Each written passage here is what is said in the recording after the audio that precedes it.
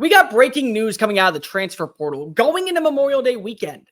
That feels really weird to say, but welcome to a new age of college football. Tyler Barron, the former edge rusher at Tennessee, who at one point was committed to Louisville.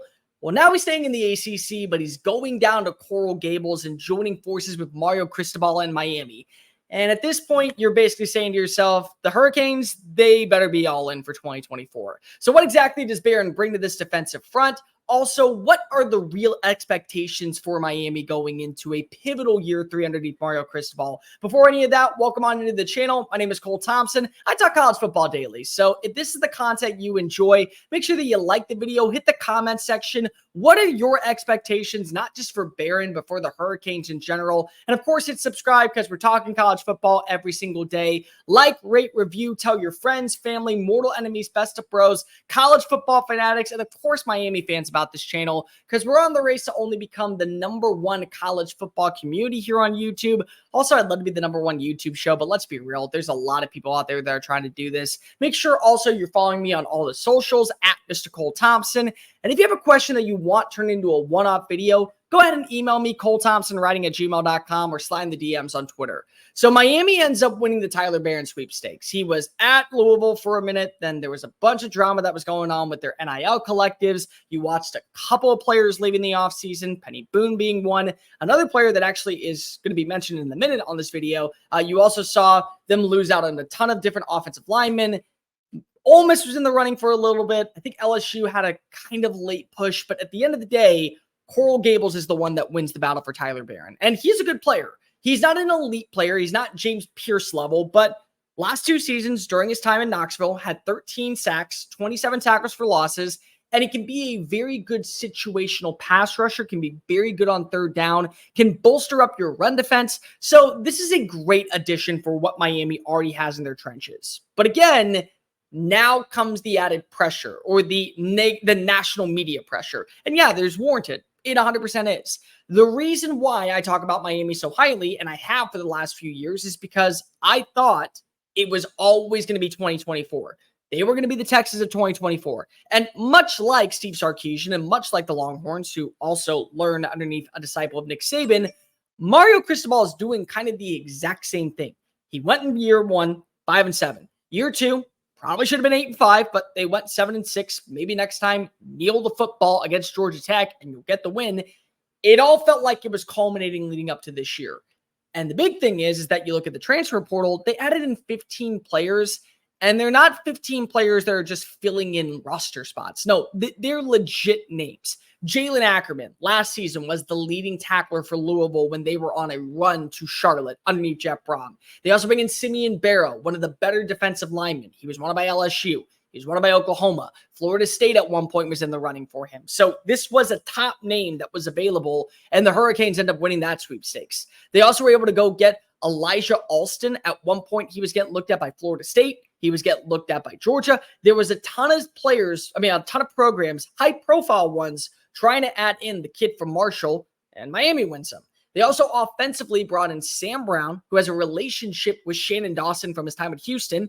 That was the dude that convinced him to go to Houston to begin with.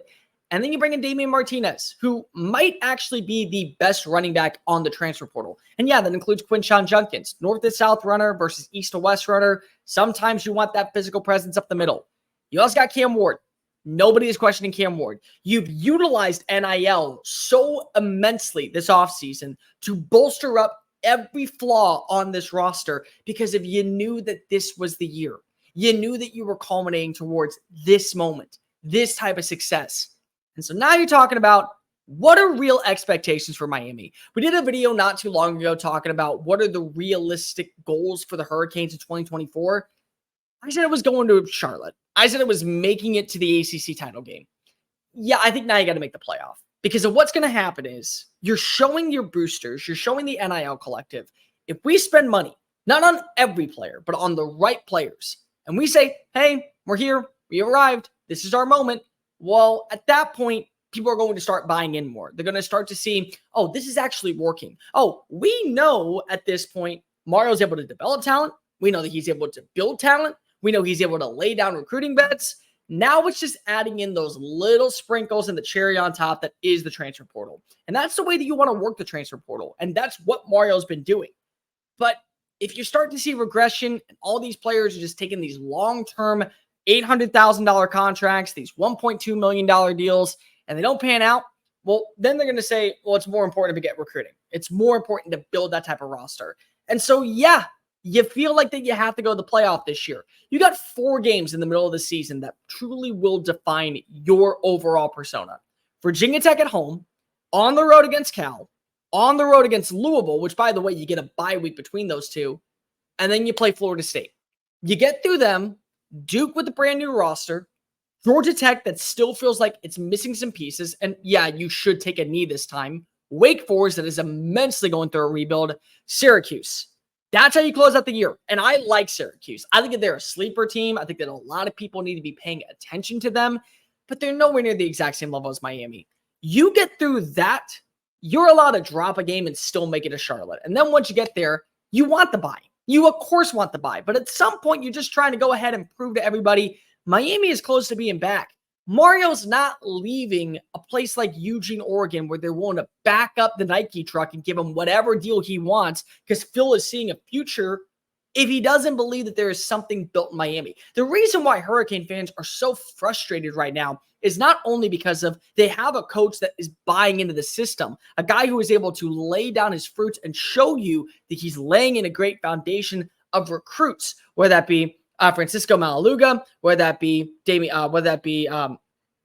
Rueben Bain, whether that be CJ Clark, whether that be Francisco Mariaga, whoever it is, you're also seeing a guy that believes that there is something here, and they're just not showing the results. So at this point, you add in all this talent, you add in all these players, this is just another sign saying, yeah, we're all in. Here's all of our chips. We're pushing them in the pile. Hopefully that we get the river because we have pocket aces and we're ready to strike. Adding in Tyler Barron is like putting the cherry on top of a very sweet sundae. They have been one of the biggest winners of the second period in the transfer portal. Literally just adding in a player like Sam Brown and Damian Martinez would make you a winner.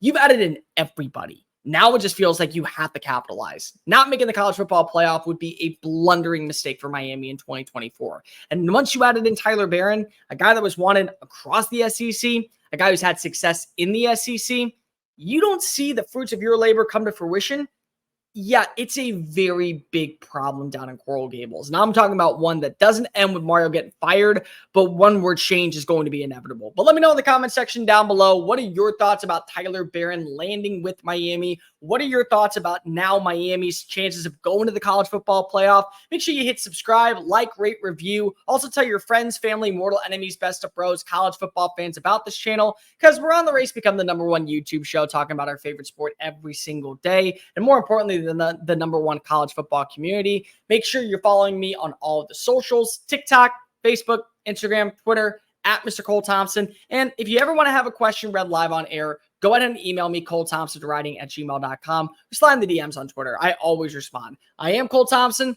and as the great Tom Petty once said, take it easy.